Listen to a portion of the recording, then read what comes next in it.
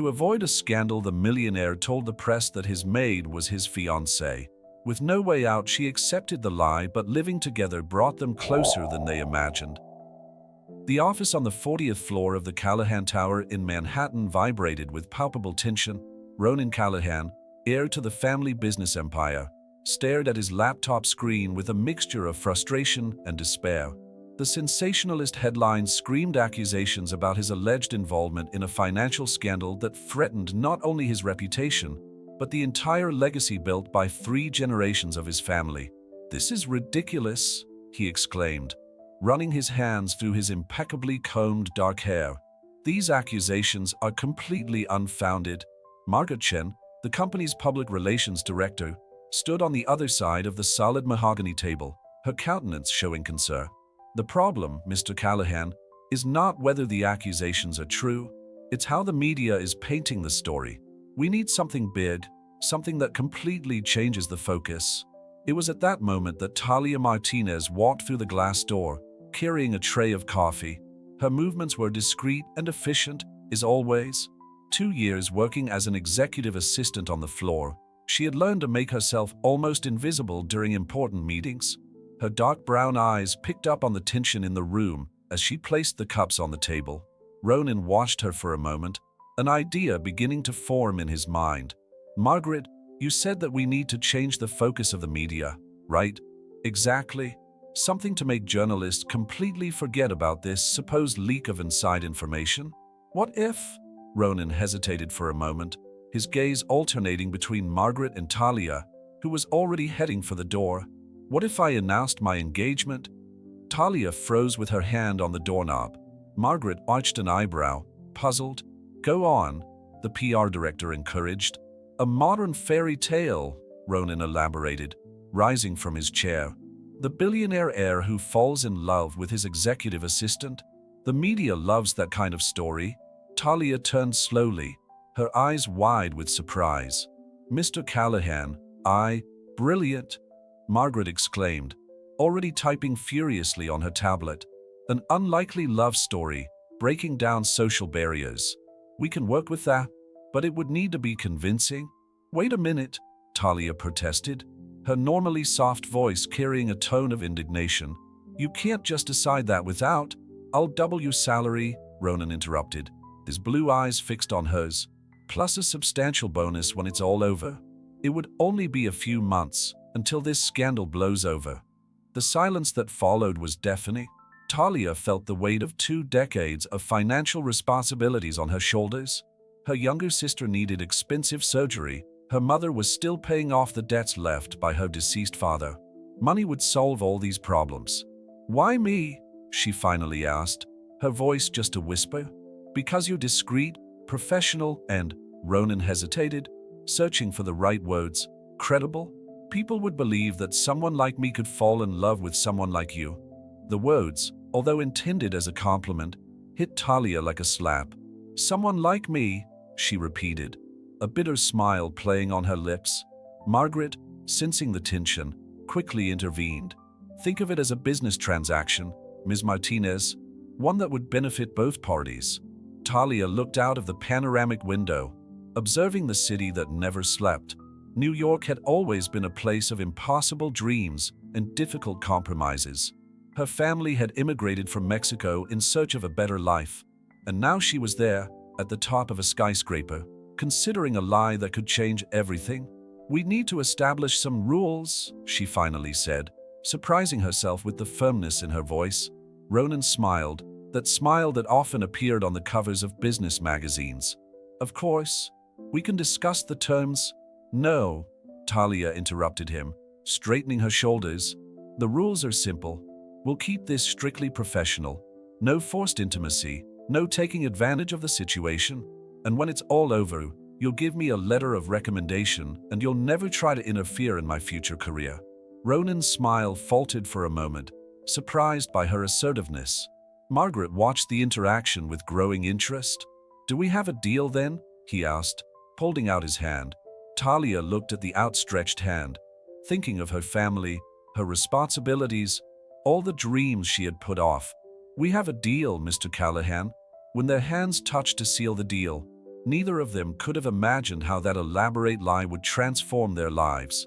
The handshake lasted only a few seconds, but it was enough for both of them to feel an unexpected electric current run through their bodies. Margaret was already in full executive mode. "I'll prepare a press release. We need a convincing story about how you fell in love.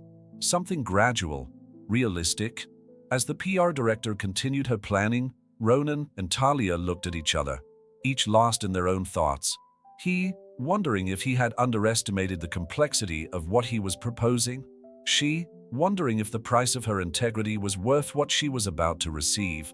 The afternoon sun bathed the office in golden light, casting elongated shadows on the premium carpet. Below, the city continued its frenetic pace, oblivious to the drama unfolding at the top of Callahan Tower.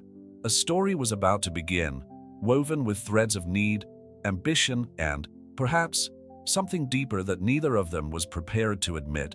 The announcement of the engagement between Ronan Callahan and Talia Martinez exploded in the media exactly as Margaret had predicted. In less than 24 hours, headlines about the alleged financial scandal were replaced by romantic speculation and paparazzi photos of the unlikely couple. Talia watched her own face printed on her cell phone screen as she waited for the elevator in the lobby of the Callahan Tower. The photo showed her leaving the building the day before, with Ronan holding the car door for her, a gesture that now seemed meticulously calculated. "Miss Martinez," the loud voice of Joey, the doorman who had worked in the building for 3 decades, surprised her. Or should I say, future Mrs. Callahan? There was a genuine gleam of happiness in his kind eyes. Talia's stomach squirmed with guilt. Joey had always been kind to her, treating her like a daughter since her first day on the job. "Joey, I always knew there was something special about you, darling," he continued, smiling. "And the way Mr. Callahan looked at you when he thought no one was watching." The elevator arrived before Talia needed to respond, saving her from the discomfort of lying to Joey. Inside the mirrored cabin, she pressed the button for the 40th floor and looked at her reflection. She wore the same gray suit as always, her black hair tied up in a professional bun. Nothing about her screamed, "Billionaire's bride." When the doors opened, Margaret Chun was already waiting for her. "We have a lot of work ahead of us," the PR director declared, guiding Talia into a meeting room. "First, we need to establish your new public image." "New image?" Talia asked, sitting down hesitantly. "You can't keep dressing like an ordinary executive assistant. The media expects a certain standard from Ronan Callahan's fiancée." The next 2 hours were a whirlwind of instructions. Margaret presented a detailed schedule of carefully selected public appearances, photo shoots, and interviews. There was also a list of stylists, personal shoppers, and image consultants. "And of course," Margaret continued, "you'll need to live together." "What?" Talia almost knocked over her coffee cup. "That wasn't in the agreement." "It's necessary to maintain the credibility of the story. I've already arranged for your belongings to be moved to Ronan's penthouse on the Upper East Side." Before Talia could protest, the door to the living room opened and Ronan walked in. He had swapped the formal suit from the day before for a navy blue shirt that highlighted his eyes. He seemed perfectly at ease with the whole situation. "How's our fiancé today?" he asked with a rehearsed smile. "Apparently being evicted from my own apartment," Talia replied, unable to hide the irritation in her voice. Ronan's smile faltered for a moment. "Talia, I know it's a lot to process, but we need to get this right. My family has powerful enemies who would love to expose any inconsistencies in this story." She could see the real concern in his voice. For the first time, she considered that she might not be the only one trapped in a complicated situation. "All right," she finally gave in, "but I stand by my original conditions. This is strictly professional." Margaret intervened with her usual efficiency. "Excellent. Now, about the ring." With a fluid movement, Ronan took a small velvet box out of his pocket. When he opened it, Talia lost her breath. The ring was a stunning vintage piece, with a solitaire diamond surrounded by small sapphires. "It was my grandmother's," Ronan explained, his voice softer. "I thought it would be more convincing to wear a family jewel." Talia's hands trembled slightly as he slid the ring onto her finger. The metal was cold, but the touch of his fingers was surprisingly warm. "Perfect," Margaret approved. "Now, about the story of how you fell in love. The next few hours were dedicated to constructing a convincing romantic narrative. Small, real moments were transformed into meaningful encounters. The day Talia stayed late helping Ronan with an important presentation became the moment he realized his feelings for her. The time they shared a cab during a storm became their first moment of real connection. The closer you get to the truth, the easier it is to keep the story going, Margaret explained. By the end of the afternoon, Talia felt like she was living in a fictional novel. Her real life, the small apartment in Queens, the nights studying to finish her business degree, the worries about the family's medical bills, seemed more and more distant. "A car will pick her up at 7, Ronan informed her when the meeting was over. "To take her to the penthouse." Talia nodded, unable to find the right words. Just as she was about to leave the room, he called her again. "Talia?" There was something different in his voice, a vulnerability she had never noticed before. "Thank you for doing this. I know I'm asking a lot." She turned to face him, surprised by the sincerity in his blue eyes. "I'm not doing this for you, Mr. Callahan. I'm doing it for the money." "I know," he replied, a sad smile playing on his lips. "And that's exactly why you were the perfect choice. You're real, Talia.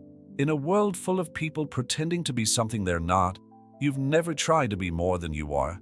His words stayed with her for the rest of the day, echoing in her mind as she packed up her belongings in Queens, said goodbye to her elderly neighbor, and took one last look at the apartment that had been her refuge for the last 5 years. At 7 o'clock sharp, a black Mercedes pulled up in front of the building. As the driver stowed her bags in the truck, Talia looked at the ring on her finger, the sapphires sparkling under the street lamp. It was too beautiful, too valuable, too significant to be just part of an elaborate lie.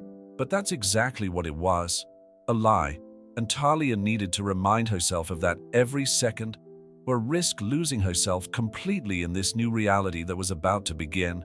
Ronan's penthouse on the Upper East Side was exactly as Talia had imagined it would be: impressive, impersonal, and intimidating. The space of over 500 square meters occupied the top 2 floors of a historic building, with panoramic views of Central Park. Every detail screamed luxury and sophistication, from the Italian marble floors to the contemporary works of art that adorn the walls. "Your room is upstairs," Ronan explained, guiding her up the floating glass and steel staircase. "I thought you'd appreciate having your own space." Talia followed him in silence, carrying only a small suitcase. The rest of her belongings would be delivered the next day. The room was bigger than her old apartment, with a king-size bed and a private balcony. An empty closet the size of her old kitchen was waiting to be filled with the clothes Margaret had insisted on buying. "The bathroom is en suite," Ronan continued, looking strangely nervous. "And there's a small office attached, in case you need privacy to study." She turned to face him in surprise. "How do you know I study?" "You're always with business books during your lunch break," he replied, shrugging. "And sometimes I notice you taking notes between meetings." The fact that he had paid attention to these details caught her off guard. "Thanks," she mumbled, unsure of how to react. "Well, I'll let you settle in," he said, heading for the door. "Oh, and Talia? Margaret has arranged a press breakfast tomorrow. At 9, at Lou Bernardine." Before she could protest, he was gone, leaving her alone with her thoughts and a spectacular view of Manhattan. Talia spent the first hour exploring her new territory, trying to familiarize herself with the space that would be her home for the next few months. In the bathroom, expensive beauty products had already been laid out, courtesy of Margaret, no doubt. In the closet, some basic nightwear and silk robes awaited her. Her phone buzzed with a message from her younger sister Elena. "I've just seen you on the news. Why didn't you tell me about Ronan?" Face screaming in fear, guilt squeezed her chest as she stared at the screen. She had told her family an edited version of the truth, that she was in a relationship with her boss and that things had progressed quickly. It was easier than explaining the reality of the situation. "It all happened very quickly," she replied, hating every word she typed. "I'll tell you more details soon." Exhausted physically and emotionally, Talia decided to take a shower. The hot water fell like a gentle cascade from the overhead shower, and for a moment she allowed herself to relax. Then she heard voices coming from downstairs. You can't be serious, Ronan. The female voice was clear and aristocratic, full of indignation. Curious, Talia turned off the shower and approached the bathroom door. Mom, please. Ronan's voice sounded tense. This isn't the time. Not the time? When would be an appropriate time to discuss the fact that you're throwing the family name in the mud? A maid? Ronan, your grandmother must be turning in her grave at the sight of that ring on the finger of E. Don't finish that sentence, Ronan interrupted, his voice carrying an authority Talia had never heard before. Talia is intelligent, capable, and more dignified than many of the socialites you so highly approve of. The silence that followed was heavy. Talia felt her heart beating fast, torn between indignation at the way she was being perceived and surprise at Ronan's vehement defense. You've always been stubborn, the woman finally said, her voice more controlled. But this? That's more than stubbornness. It's self-destruction. It's my life, my choice, Ronan replied firmly. And if you can't respect that, maybe we should keep our distance for a while. The sound of high heels tapping against marble indicated Mrs. Callahan's dramatic exit. Talia waited a few minutes before dressing and going downstairs, finding Ronan sitting on the living room sofa, a glass of whiskey in his hands. Your mother looks lovely, she commented dryly, stopping at the foot of the stairs. He looked up, a tired smile on his lips. You heard. Hard not to. I think the whole Upper East Side heard. Ronan indicated the space next to him on the sofa. After a moment's hesitation, Talia accepted the invitation. I'm sorry about that, he said, swirling the amber liquid in his glass. My mother has specific expectations. About not having daughters-in-law who are working class? About everything, he sighed. I grew up trying to meet those expectations. To be the perfect heir, the perfect son. Sometimes I wonder if I ever made a decision that was truly mine. There was a vulnerability in his voice that made Talia look at him with different eyes. For the first time, she saw beyond the facade of the successful businessman. Well, she said softly, technically, choosing me as your fiancé was your decision, even if it was for completely the wrong reasons. This drew a laugh from him. True, and for the first time in a long time, I don't care what my mother thinks. Their gazes met, and for a moment, something indefinable passed between them. Talia was the first to look away, remembering her own rules. We should discuss our story for tomorrow, she said, returning to professional mode. For breakfast with the press. Ronan nodded, placing his glass on the coffee table. Of course. Margaret sent some suggested answers to common questions. As they reviewed the material prepared by the PR team, Talia couldn't help thinking about the way Ronan had defended her. Perhaps there was more to him than she had initially imagined, and maybe, just maybe, this whole farce was more complicated than either of them had anticipated. Lou Bernardine looked stunning that morning, with its elegant, understated decor serving as the perfect backdrop for the press breakfast. Talia, wearing a navy blue dress chosen by Margaret, felt like an actress about to go on stage. Ronan, at her side, emanated his usual confidence in an impeccable Italian suit. Remember, Margaret whispered as she led them to the main table, you're a couple in love who decided to keep their relationship a secret out of professionalism. Now, you can finally share your happiness with the world. Talia nodded mechanically, her stomach churning with anticipation. The sapphire ring on her finger felt like it weighed a ton, especially after the tense meeting with Mrs. Callahan the night before. The journalists were already waiting for them, their gazes eager for any detail that might make the headlines. Talia recognized famous faces from the world of society journalism, people she usually only saw on the covers of magazines or on television. Mr. Callahan, Ms. Martinez, a New York Times journalist began. How did this unlikely romance begin? Ronan smiled, his hand naturally finding Talia's on the table. The gesture, although rehearsed, sent an unexpected shiver down his spine. Actually, he replied, looking at Talia with a softness she had never seen before, it wasn't unlikely at all. When you spend so much time with someone, observing their dedication, their intelligence, their strength of character, it would be unlikely not to fall in love.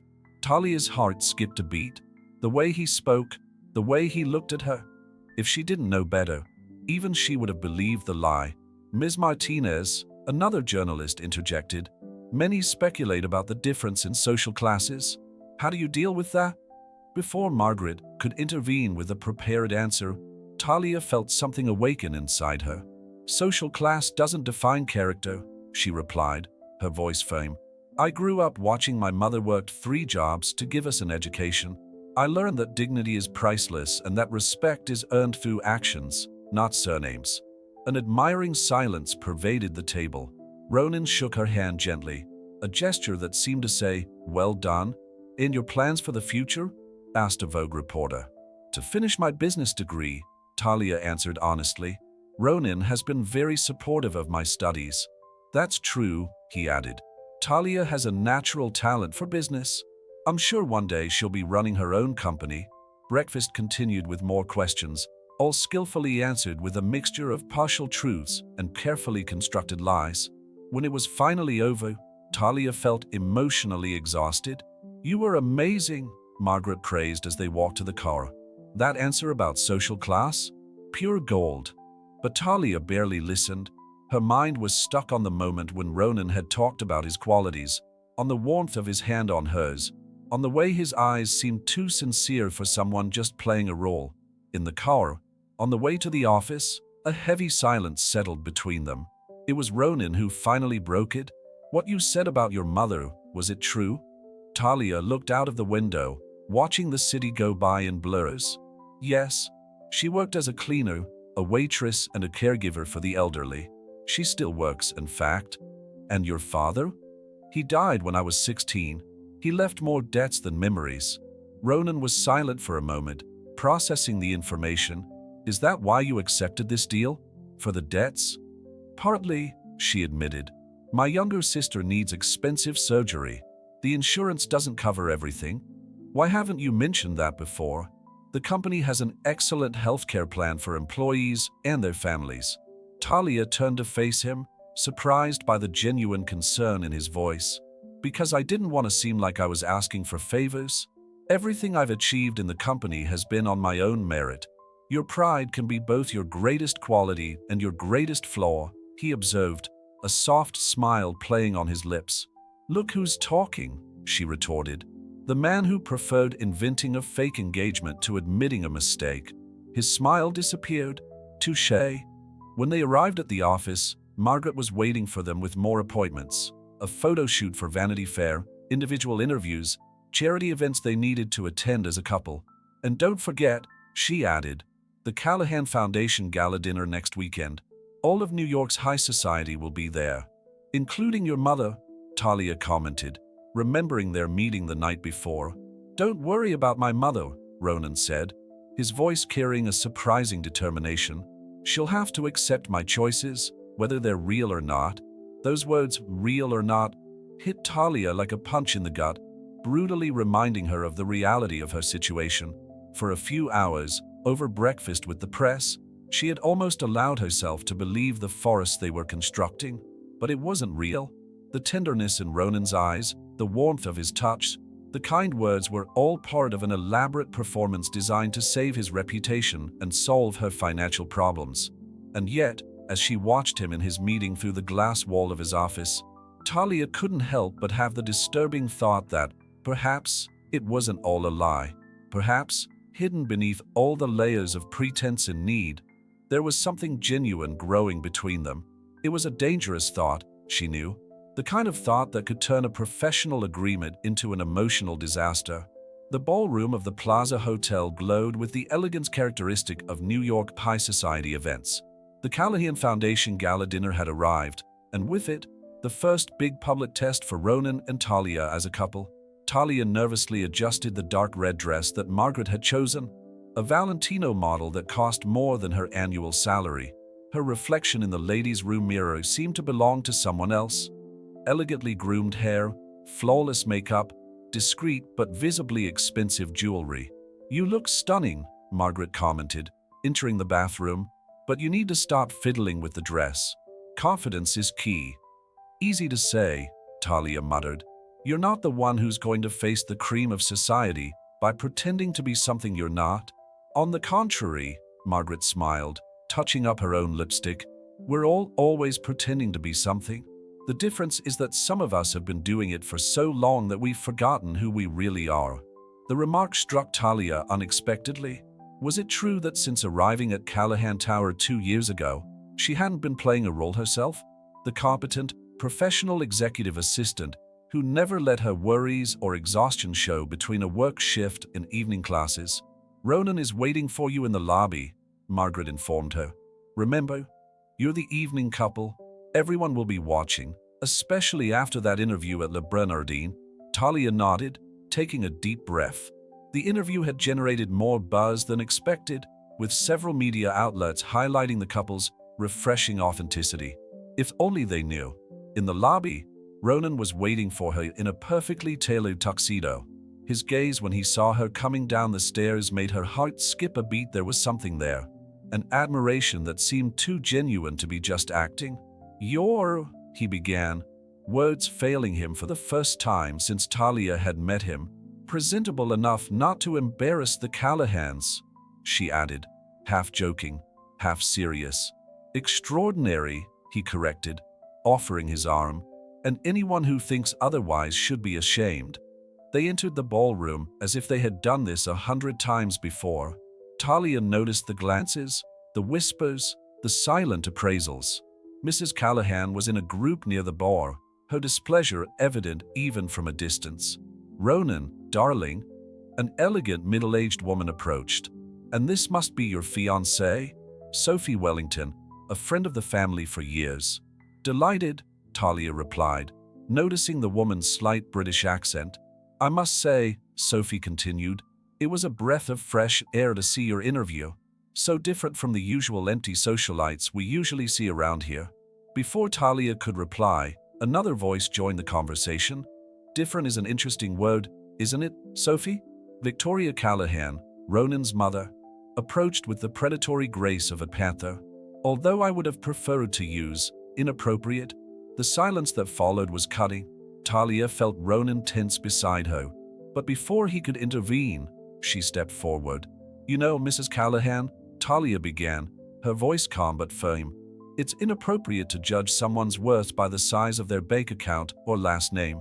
It's inappropriate to confuse cradle with character. Inadequate is not realizing that your son is an extraordinary man who deserves to be loved for who he is, not for what he has." Victoria paled. Sophie Wellington let out a little "oh" of surprised amazement, and Ronan looked at Talia as if seeing her for the first time. "Excuse me," Victoria murmured, withdrawing quickly.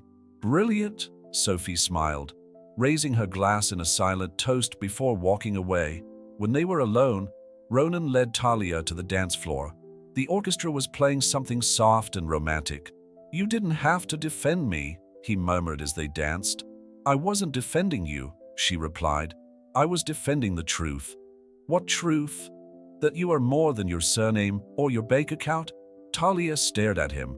"Over the last few weeks, I've seen a man who works tirelessly, who cares about his employees, who carries the weight of other people's expectations but still tries to do the right thing." Ronan pulled her a little closer, their bodies now dangerously close. "And what else did you see?" "Someone who deserves to be loved for who they are," she replied softly, "not for what they represent." The moment between them carried a weight that went beyond the staging. The music, the soft lights, the warmth of his body against hers all seemed intensely real. "Talia," he began, his voice hoarse with emotion. "No," she interrupted him. "Please don't say anything. We can't. This isn't real, remember?" But when their eyes met, they both knew they were far beyond the point where they could clearly distinguish what was real and what was pretense. The line between truth and lies had become as blurred as the music that lulled them. The rest of the night passed like a fever dream. Talia danced, talked, smiled, and played her part to perfection.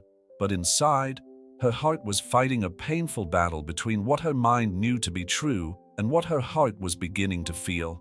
When they finally returned to the penthouse late at night, the silence between them was laden with unspoken words. "Good night, Ronan," she murmured, heading quickly for the stairs. "Talia," he called, stopping her on the first step. "What you said today? About me deserving to be loved for who I am. It was part of the act, she lied, without turning around. Just another scene for our audience. But as she walked up the stairs, silent tears marked her face, because for the first time since this whole farce had begun, Talia realized that she was truly falling in love with the man she was only supposed to pretend to love. The morning after the gala dinner brought with it a palpable tension in the penthouse. Talia avoided the joint breakfast that had become a habit in recent weeks, opting instead to go out early for a walk in Central Park. The cool fall air helped clear her muddled thoughts. Her phone vibrated. It was Elena again. "Sis, I saw the photos from the gala. You and Ronan look like a couple from a movie." Talia put her phone away without answering, the weight of guilt mixing with confusion in her chest. How could she explain to her sister that the photos that looked so perfect were based on feelings she shouldn't be developing?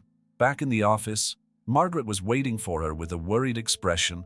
"We need to talk," the PR director said, leading her into an empty meeting room. "Page 6 magazine is investigating your past. Apparently, someone raised suspicions about the speed of the engagement." Talia's stomach sank. What have they found out? "Nothing yet, but..." Margaret hesitated. "We need to strengthen your story. There's a charity event at the Metropolitan Museum this weekend. It would be the perfect time for a more convincing display of affection." "What kind of demonstration?" "A kiss. In public. The photos would solidify the authenticity of the relationship." Talia felt her blood run cold.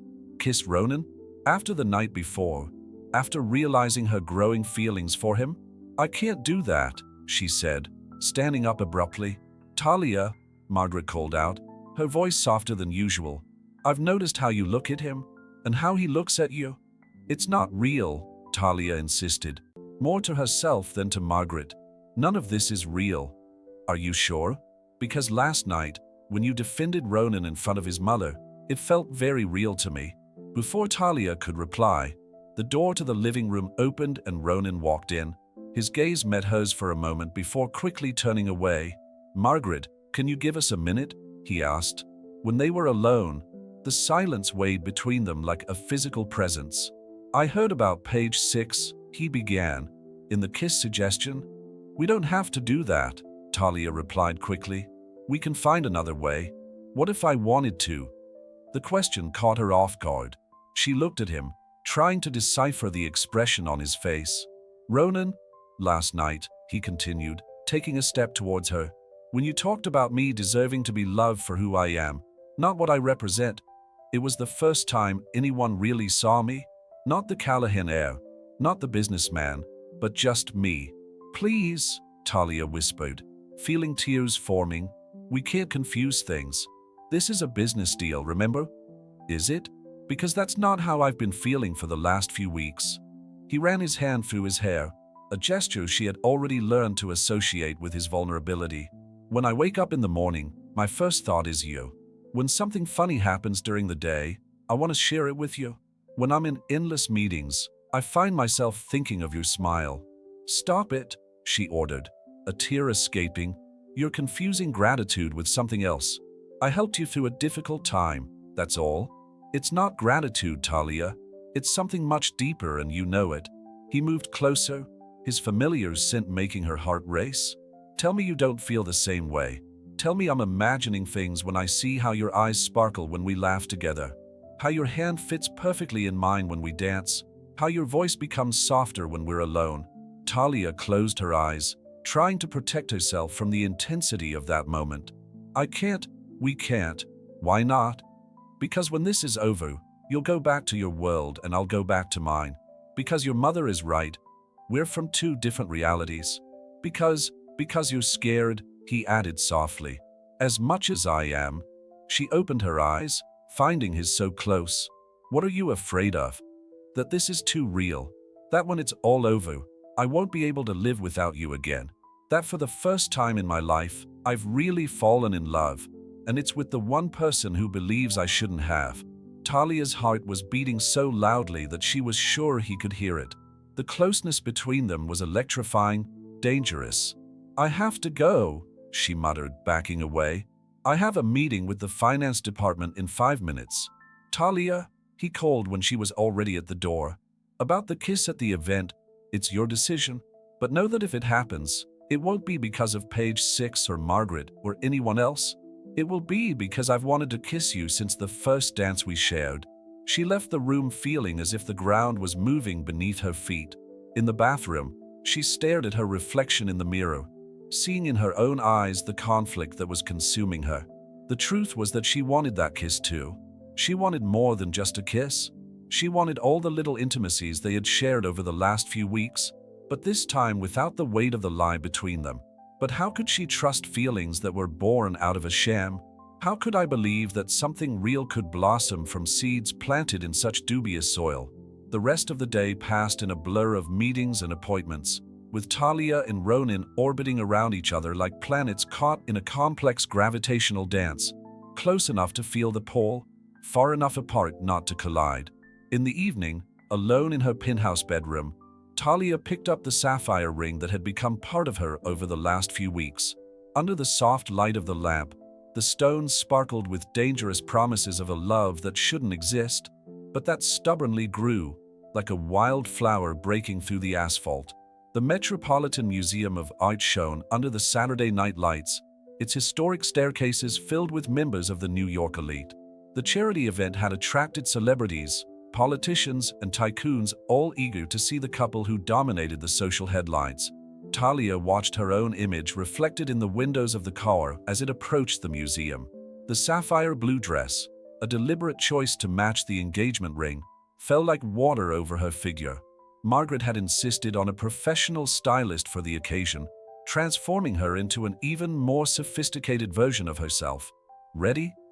Ronan asked softly when the car stopped. Since their conversation in the office a few days ago, every interaction between them carried an additional weight, an electric tension that threatened to explode at any moment. "No," she answered honestly, "but let's do it anyway." The flashes started as soon as they stepped onto the red carpet. Ronan, as always, seemed perfectly at ease in the spotlight, his hand resting lightly on Talia's back, guiding her through the sea of photographers.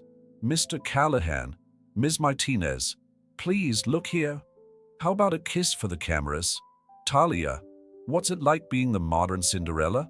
Each question was like a little dagger, reminding her of the falsity of her situation. Or was it fake at all? The warmth of Ronan's hand on her back felt all too real, as did the way her heart raced when he looked at her. Inside the museum, the atmosphere was even more impressive. The Egyptian wing had been transformed into a surreal party hall, with elegant tables set among ancient sarcophagi and ancient hieroglyphs. "Fascinating, isn't it?" Ronan commented as he guided them to their table. "As we are here, celebrating among relics of a civilization that celebrated love as a divine force. Do you know Egyptian history?" Talia asked in surprise. "Ancient history was my secret passion in college," he confessed, a genuine smile lighting up his face. "My father nearly had a fit when I suggested doing a minor in archaeology along with business."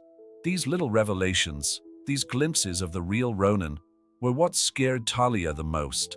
It was easy to keep her distance from the calculating businessman, the Callahan heir. But this man who enthused about ancient history and smiled like a boy when talking about his passions, he was dangerously captivating. The evening progressed between speeches, charity auctions, and superficial conversations. Talia noticed the appraising glances, the silent analysis of her every gesture. She was about to suggest a break when Margaret appeared at her side. "Page 6 is here," she whispered urgently. "The time is now." Talia felt her stomach turn. The kiss, the moment she had been dreading and secretly longing for. "We don't have to do this," Ronan murmured, just for her to hear. But Talia knew they had to. Not for page 6, not for Margaret, or the forest they had constructed. They needed to because the weight of the unsaid between them was becoming unbearable. "Let's dance," she suggested, getting up. The orchestra was playing a soft version of La Vie en Rose. Ronan led her onto the dance floor, his hands naturally finding their place, one on her waist, the other intertwined with hers. "Talia," he began, his voice low and intense, "if we're going to do this, I want it to be real." "How can something be real when it started with a lie?" she asked, her eyes meeting his. Sometimes the best truths are born from the most necessary lies. The music enveloped them, creating a bubble of intimacy in the middle of the crowded hall. Talia could feel every point where their bodies touched, every shared breath. "I'm scared," she confessed. "Of what?" "That this is too real. That when it's over, there will be nothing but broken shards of something that could have been wonderful." Ronan stopped dancing, his hands framing her face with surprising delicacy. What if it didn't have to end? The world seemed to freeze at that moment. The flashes of the cameras, the murmurs of the guests, even the music all disappeared when their lips met. The kiss was not as the headlines would describe it the next day. It wasn't the passionate kiss of the couple of the moment, or the public sealing of an unlikely love. It was something much simpler and infinitely more complex. It was real. When they separated, they both knew that something fundamental had changed. There was no longer any way to pretend that this was just an act, a business arrangement. "Ms. Martinez," a voice cut through the moment like a sharp blade. It was a reporter from page 6, his predatory smile revealing that he had gotten more than just photos. "What an interesting coincidence. I've just discovered that your love story began on exactly the same day that the Callahan financial scandal broke. Would you like to comment on that? Perfect timing." Talia's blood ran cold. Beside her, she felt Ronan tense. The magic moment of seconds ago shattered like crystal hitting the floor. "No comment," Margaret quickly intervened, materializing next to them. But it was too late. Talia could see in the reporter's eyes that the story they had been dreading was about to come out. The whole house of cards they had built was about to collapse. Letting go of Ronan gently, she did the only thing that seemed possible at that moment. She ran. Her heels echoed through the corridors of the museum as she ran, leaving behind not only the event, but also the man who, against all odds, had truly won her heart.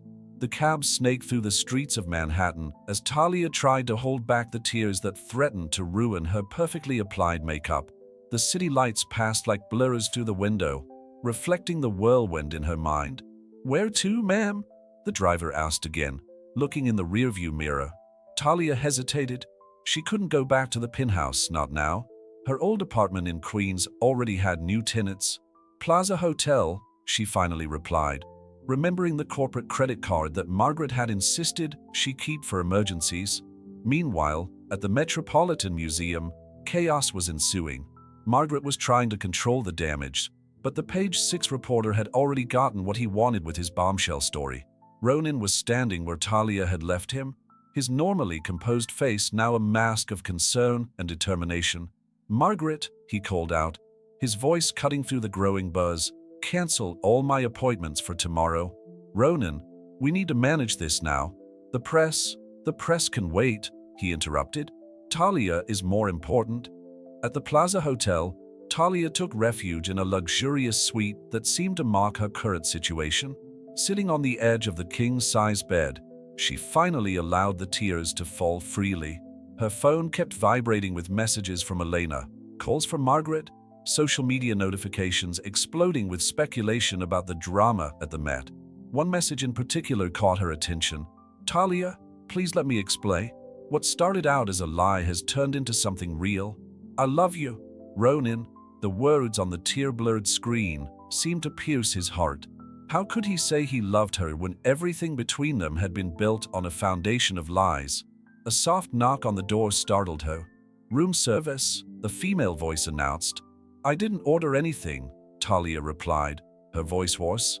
"Actually, dear, you really need to open this door." Recognizing the voice, Talia stood up hesitantly. On the other side was Sophie Wellington, the woman from the gala event who had shown her genuine kindness. "How did you find me?"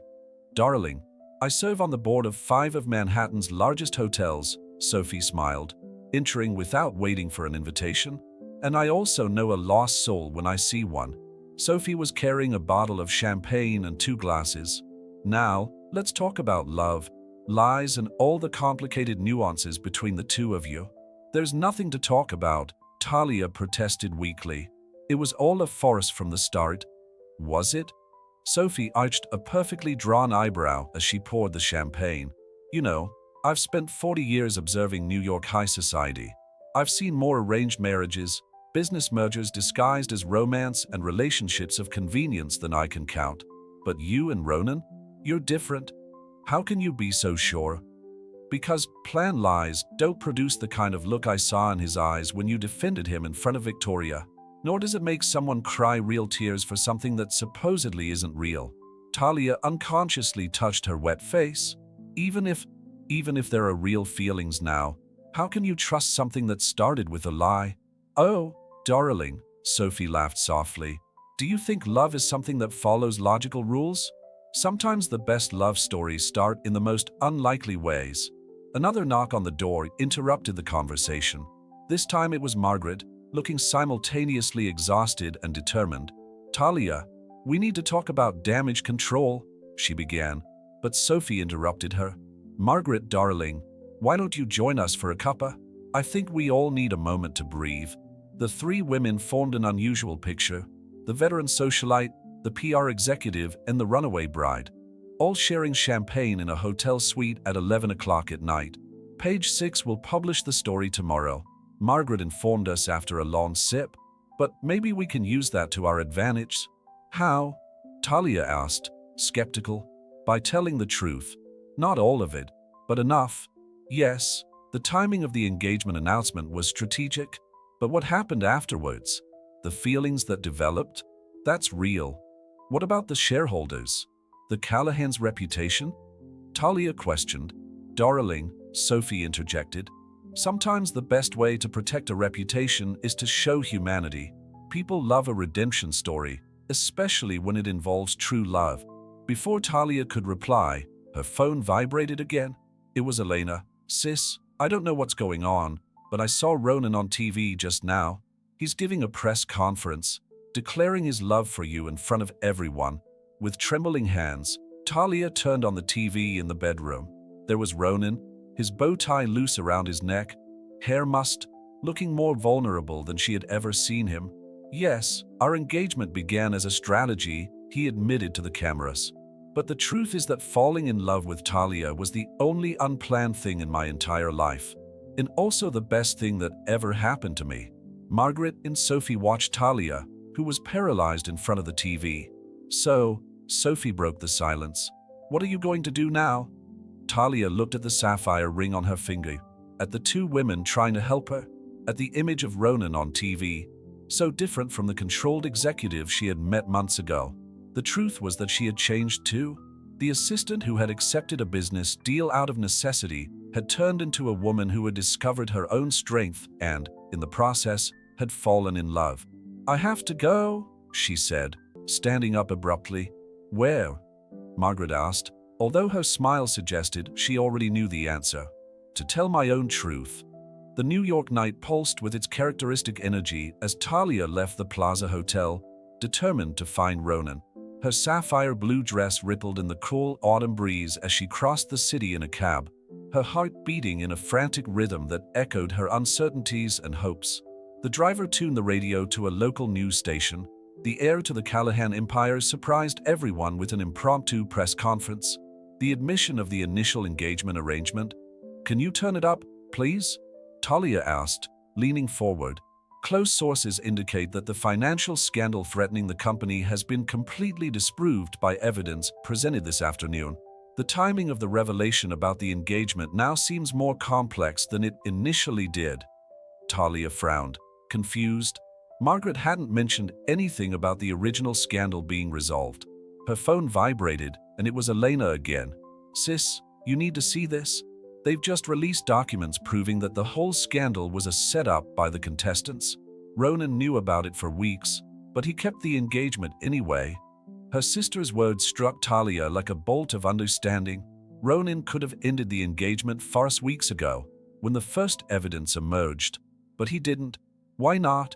The cab stopped in front of the Callahan Tower, its lights still on even at that time of night. In the lobby, Joey smiled when he saw her. He's upstairs, darling, he said before she could even ask. I've never seen him so agitated in all these years. The elevator seemed slower than ever as it ascended to the roof of the building. Not the office, but the actual top of the building, where Ronan used to go to think. The doors opened to reveal a hanging garden, a secret oasis 40 floors above Manhattan. Ronan stood there, his bow tie still loose around his neck, gazing out over the city. Hearing her footsteps, he turned slowly. "You knew," Talia said. "It wasn't a question. I knew the scandal was fake." "I found out 3 weeks ago," he admitted.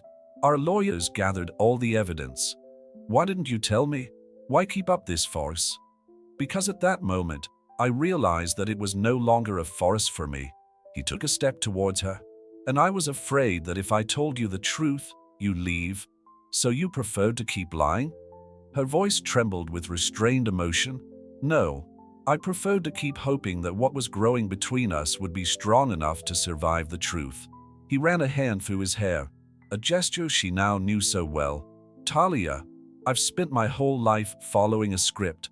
The perfect heir, the impeccable executive, the obedient son. But with you, for the first time, I discovered who I really am." "And who are you, Ronan?"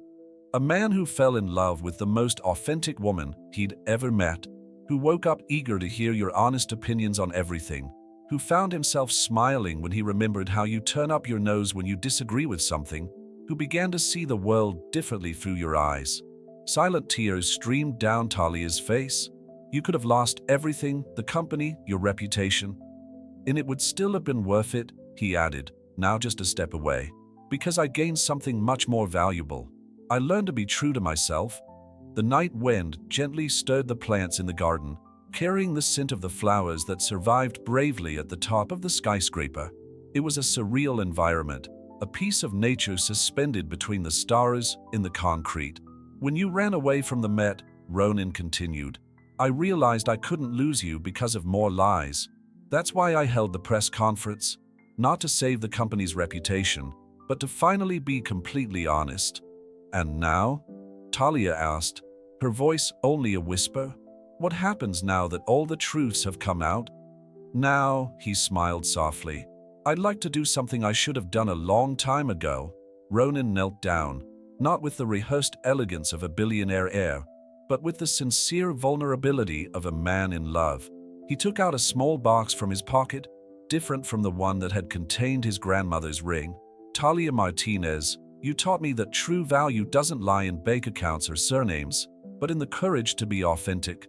You showed me a world beyond expectations and appearances, a world where I can simply be myself." He opened the box, revealing a simple but elegant ring. "This is not the ring of a dynasty, but one I chose with you in mind, unique, strong, and true. Would you do me the honor of marrying me? Not for a deal or for appearances, but because I love you." The world seemed to freeze at that moment. The lights of Manhattan twinkled like 1,000 stars around them, silent witnesses to a moment of pure truth. Talia looked at the man kneeling in front of her. Not the Callahan heir, not the powerful executive, but simply Ronan, with all his complexities and imperfections, with his newfound courage to be vulnerable. On her finger, the Callahan family's sapphire ring shone like a reminder of where it all began. Carefully, she removed it and placed it on Ronan's hand. His face began to fall, but before he could get up, she held out her left hand. "Yes," she said, her voice firm despite the tears. "Yes, I will marry you. Not to the Callahan heir, but to the man who had the courage to choose the truth, even if it was too late." The fall morning shed a golden light over Manhattan as Talia watched the city awaken from the balcony of the hanging garden. The new ring on her finger, no longer the symbol of a dynasty, but the promise of true love, sparkled in the first rays of the sun.